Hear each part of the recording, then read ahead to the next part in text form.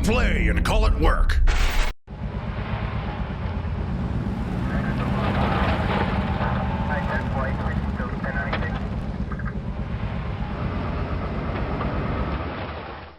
Hey everybody, Matthew here from MiniWarGaming.com, and welcome to this week's Sit and Talk, the show where we answer your questions based on the comments from last week's Sit and Talk. I will be hosting the show today and answering your questions. Next week is Josh, so any questions you want to leave for him, leave in the comments section below. Unless you're watching this on YouTube, make sure you click the link, go to our site, leave the comments there. It's a lot easier for us to print them off, and then Josh will be the one to answer them. If you want to reply to anything I'm saying here, then just preface it with Matt in the comments, and that way I'll know that you're replying to me rather than asking Josh a question. And as usual, we'll do 30 minutes of just answering your questions, and then after that 30 minutes is done, if we still have more, we'll have a sit and vault where we continue for up to another 30 minutes answering even more questions, and that'll be in the link in the video description below. So let's just jump right into this. Broglunio, what historical event do you wish you could have witnessed? What historical event? So obviously historical means it's real. I don't know, something from the far, far past, because either like watching how the Great Pyramids were built or just something like that, just because we have records of things from way back there, but the one thing that we're really missing from those, any records that we have, whether it's from writings on walls or in books, is a really cultural feel to how everything actually works. So I'd love to go back to the time of the Aztecs, or go back to when the Egyptians are building the Great Pyramids, or even before that, and see what the culture was really like. Because that's the one thing that we have a hard time when we read older stuff, or when we try to compare to other things. There's a huge cultural difference in the way things were to the way things are that help us to, and that make it us have a hard time really understanding the motivations of people from those types of things. So I'd love to go back and just see. Probably the Egyptian would be really interesting, although I think I'd be maybe even more interested to go back to like the Aztecian times and the ancient America kind of stuff and see what their cultures were actually like, because it would be vastly different from what anything is like in those areas today, just given just the amount of time. Even if nothing on the outside changed, like people coming in and conquering or mixing, just a single culture left to itself with no outside influences will change drastically over hundreds, never mind thousands of years. So I think I'd like to go back and see that. MPC 2163. Matt, I'm just finishing up binge watching Gorka Morka, and now I kind of want to build an orc army. However, I swore a solemn oath to never play orcs. You should never do that, because you'll usually end up eating those words. First, I insisted I would only play Imperial Guard. Then I bought some Space Marines. Then I needed an enemy army, so I got Necrons. The cheese grew tiring. Yeah. So I collected Dark Eldar. Well, they can be cheesy, although not as much anymore. Tau looked cool, so I picked them up too. Then I got Chaos Space Marines and Tau. I now have 10 Imperial Knights, a few boxes of Skitarii, and the Tyranids are growing at an alarming rate. They do like to multiply. My collection of Eldar and Dark Eldar demands to be painted, and now I have to buy orcs. I never had this problem before I signed up for the Vault 2 years ago. Grumble. Also, keep up the good work. You guys rock. Oh, so there was no question in there. Like, should I get orcs or whatever? You know what? This is what the hobby is. This is what I like about the hobby, is just kind of going out and collecting what it is that you want to collect and playing what it is that you want to play. Certain things will speak to you more. Like I find myself, no matter how much I play other armies, I always get drawn back to the Tyranids. There's something I really like, even if I don't play them a lot recently, just because we're playing so much other stuff. I do find myself drawn back to that first one that caught my eye, even if they aren't the best army out there by any stretch of the imagination. So that's what's fun. You can do what you want to do. This is, after all, a hobby, and so it should be fun. Matt from Relgar Wiz, what are your thoughts on the Games Workshop Start Collecting boxes as an entrance point to the game, an army, and as new formations? Well, I think they're a great idea. The one thing I don't know, because I've never actually checked, is are they cheaper than buying the models individually? I think the answer to that question is yes. So assuming that they're cheaper than buying the models individually, it's a great idea. You should always offer bundled deals. I understand Games Workshop doesn't like to have sales, and in a lot of ways that makes sense because they're totally vertically integrated. And by that I mean that they're the manufacturer, distributor, and retailer of their own goods. And since they have their own retail stores, that means they're technically in competition with the independent retailers that they distribute to. And so if they had sales, then it would be competing with the independent retailers, which would create problems, and then retailers might not want to carry their product as much. So it's a good idea for them not to do that. But one thing that they can do to help people save money is by offering bundle deals, like the Betrayal at Health, which was a ridiculously good price. And now you can see how good a price it is now that they're releasing all the individual parts. And when you add it up, it's like twice the price of Betrayal at Health or something. So yeah, start collecting boxes. I remember back in the day when I started, about 9 years ago, not that long ago, there was Battle Forces, and then they'd have Mega Forces that would, at first they were out all the time, but then they'd bring them out only at Christmas, and they were always a good deal. Like the Tyranid Battle Force, it came with the Carnifex, and it basically cost the amount of all the models in there except the Carnifex. So it's almost like when you bought the Battle Force, you got a Carnifex for free, and so it was a really good deal.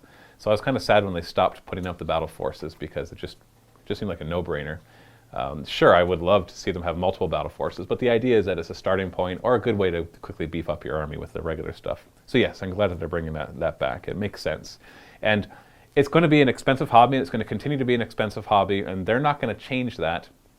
But what they can do to help people get into it is offer these package deals. And then that person will go on and spend tons and tons of money if they actually get into it. So this one's at Steve. Hold on, I forgot to check the time I started because I'm using a new camera, a Canon XA30, and for some reason, when I flip the viewfinder around, it gets rid of all the display stuff. And I've tried everything to actually have it show the display when it flips around, but it just doesn't. So we're about 4 minutes in, something like that. So I'm just going to have a timer right here because I don't have a visualization. Horax. I'm a huge fan of MiniWarGaming's narrative campaigns. Thank you. My favorites being Augustine Station and Gorka Morka. I'm a games master for a pen and paper RPG group and would love to introduce them to miniature narrative campaigns. Which of MiniWarGaming's narratives would you suggest as a good starter, and what general tips would you have for me as a GM running a miniature narrative campaign? That's difficult because a lot of ours wouldn't actually be suitable for you to play with your friends. And the reason for that is because when we're doing our narrative campaigns, our end goal is to create good battle reports and not necessarily have fun. Now, we do end up having fun, but if there is a choice between something that'll be fun and something that'll make for a better narrative campaign, we'll choose the thing that makes for a better narrative campaign. Whereas if you're playing with a group of friends, you should always err on the side of fun. Now, having said that, if you want something really easy to get into, well, Gorka Morka is great because the rule set is already there. I would actually go back. If I were to redo that, when we do Season 2 of Gorka Morka, most likely we're going to go back to the original rule set with only a few modifications rather than the heavy modifications that I had made when we did our first season.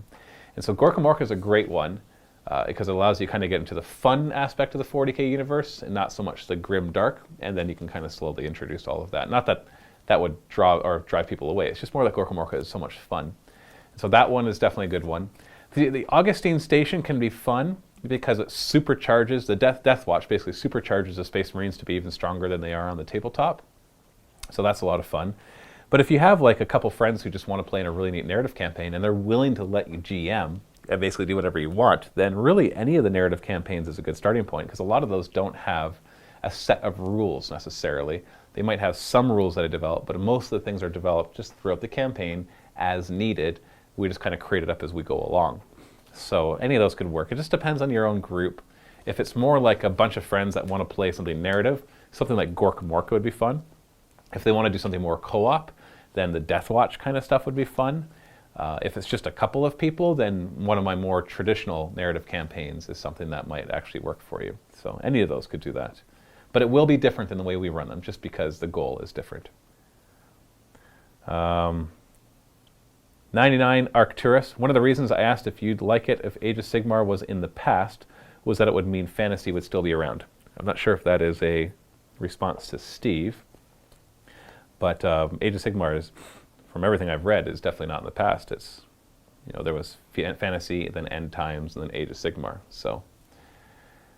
William Ka, if you could help out with the developing MMORPG, what would you change Eternal Crusade setting 40k? See, I'm the wrong person to ask that question to. I'm not a big fan of MMORPGs. I tried the Elder Scrolls one, and while I put a lot of time into it, in the end I just didn't like it. I just didn't like.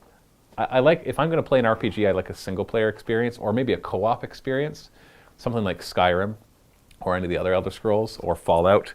I'd love if those games had co-op settings so you can play with a group of friends, but not MMO. Just not big into that for RPGs. There's lots of other things where MMOs shine better, I think.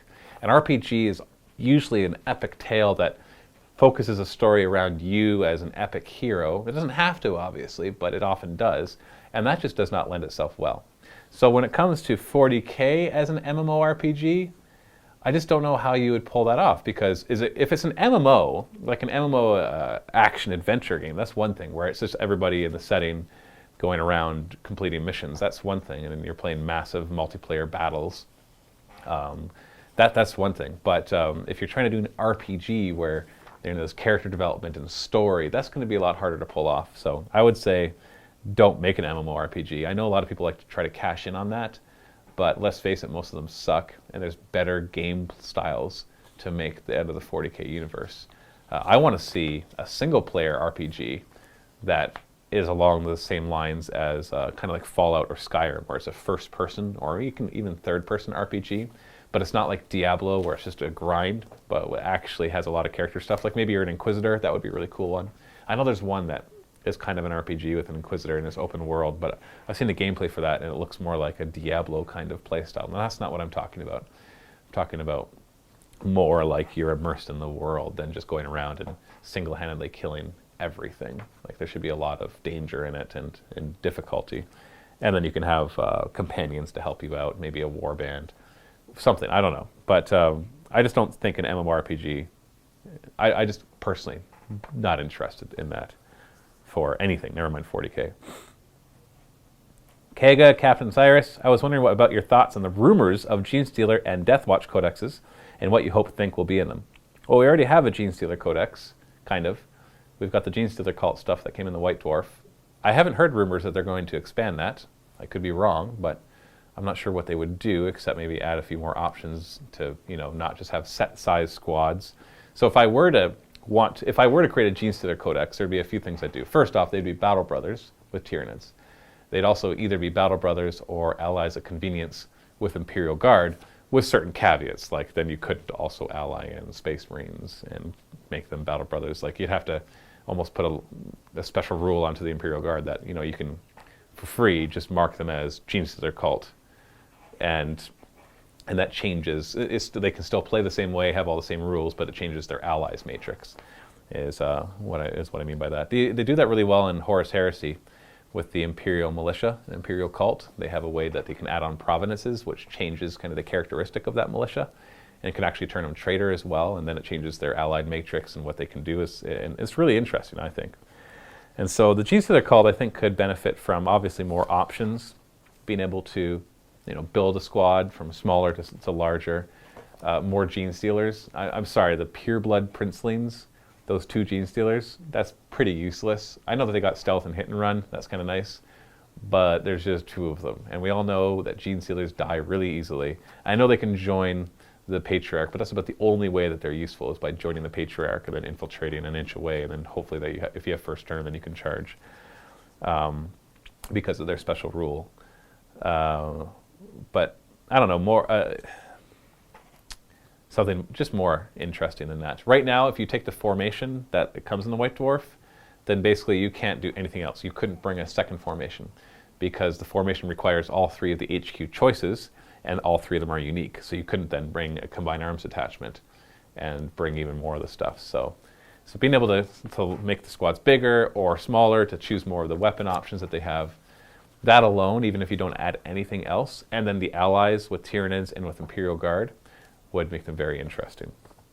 As for Deathwatch Codex, yeah, the Deathwatch rules that they came out with for the miniatures in the game, that they say now you can play this, which makes them all one squad, is utterly and totally garbage. Because why would you want a mixed squad of 1 jump pack guy, 1 Terminator guy, 1 bike? It's just all their special rules don't complement each other very well, and it just seems kind of silly.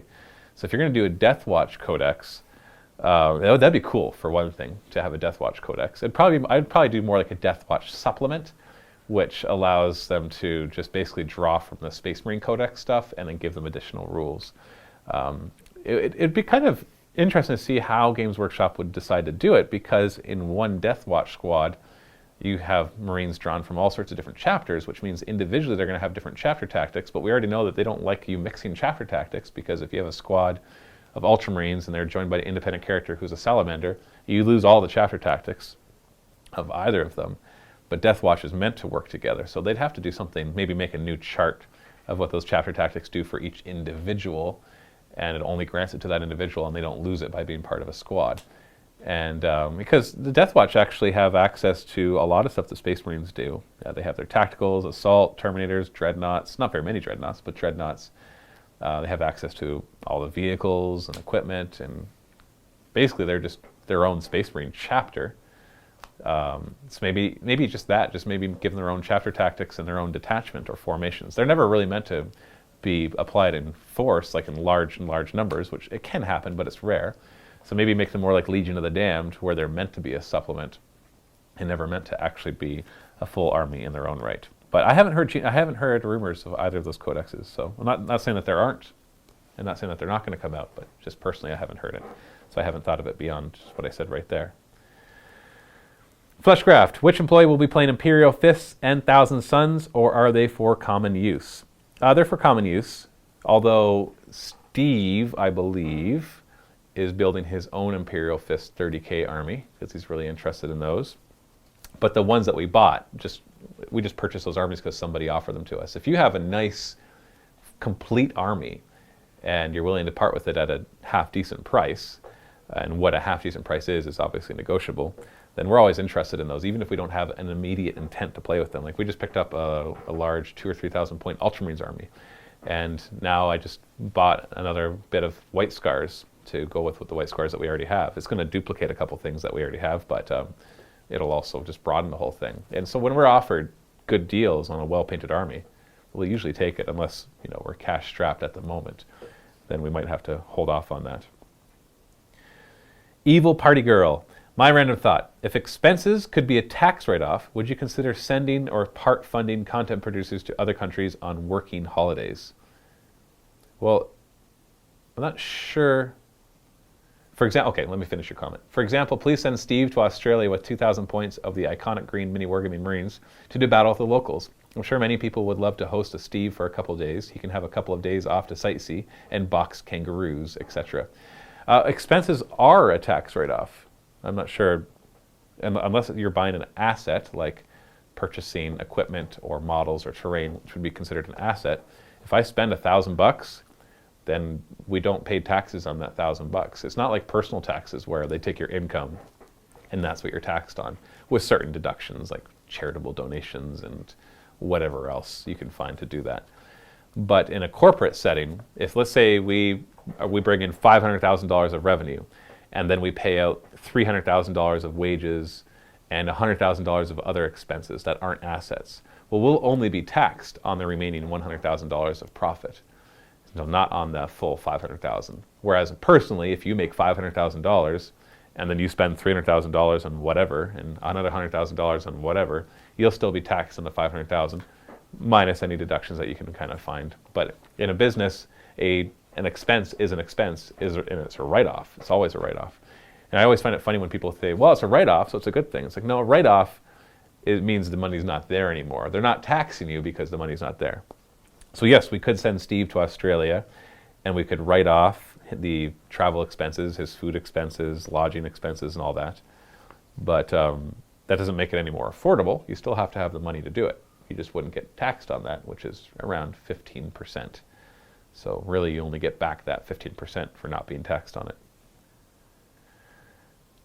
Sir Knight Offender. Matt, has Dave beat you in Chaos versus Tyranids yet? I don't think so. We haven't played for a while, Chaos versus Tyranids. I don't recall. I don't think he has, but we haven't played that many times. So it's not like I've beaten him 10 times and he can't come back. We've probably only played on, like, I could probably count it on one hand if I actually went back and did it. Orpheus. Matt, will you and Dave please do a pie plate game of Nids versus Khorne Demonkin? We did have a plan to do a Chaos vs. Tyranids battle report. That was going to be a cupcake challenge. But then I think that's when my wife got kidney stones or something came up that had to get postponed. And our schedules are very, very busy with battle reports and narrative campaigns. That's actually hard to find a day where we're both available that we don't need to get something else done. So I don't know when that's going to happen, but I know a lot of people like to see it. It's just that it's hard to pull off. Cassadar the Spy Master. Matt, is it 1T or 2? It's 2. Have you ever thought of doing a 2v2 among the staff of MiniWarGaming? We've been asked to do that, but once again, I've talked in the past of why it's expensive for us to even do 1v1 with 2 staff members. Because when we have a volunteer come in, you only pay for 1 person for the day.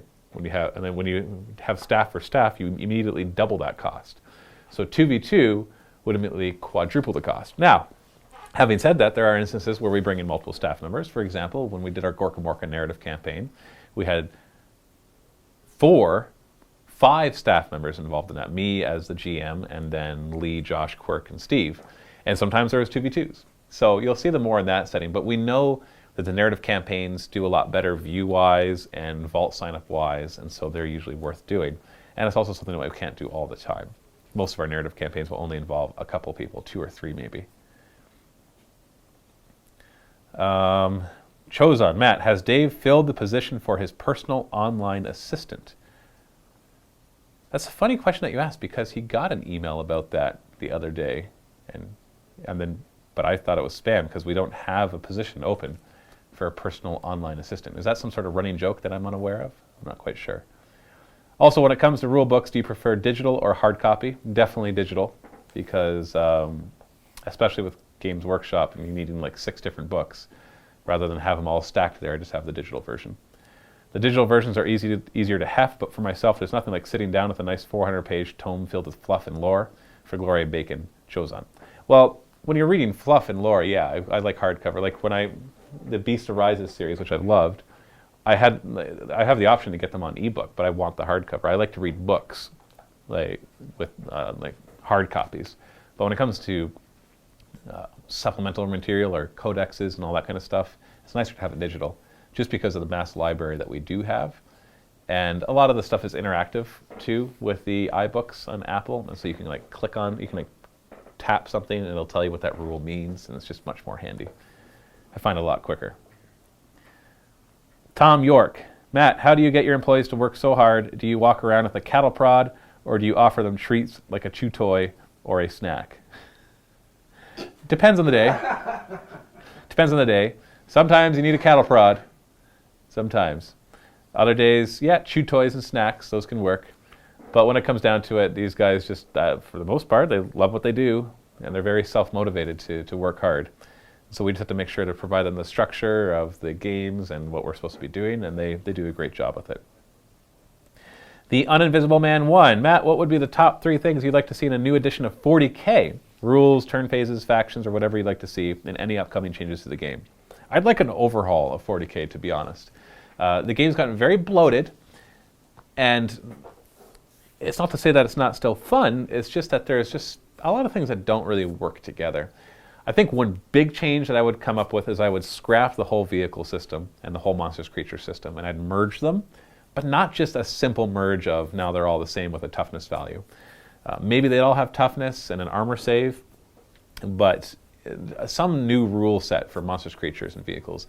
I just don't think, it doesn't have to make sense. So when I say it doesn't make sense, it's not so much like in the real life, the game's abstract. It doesn't really represent real life at all.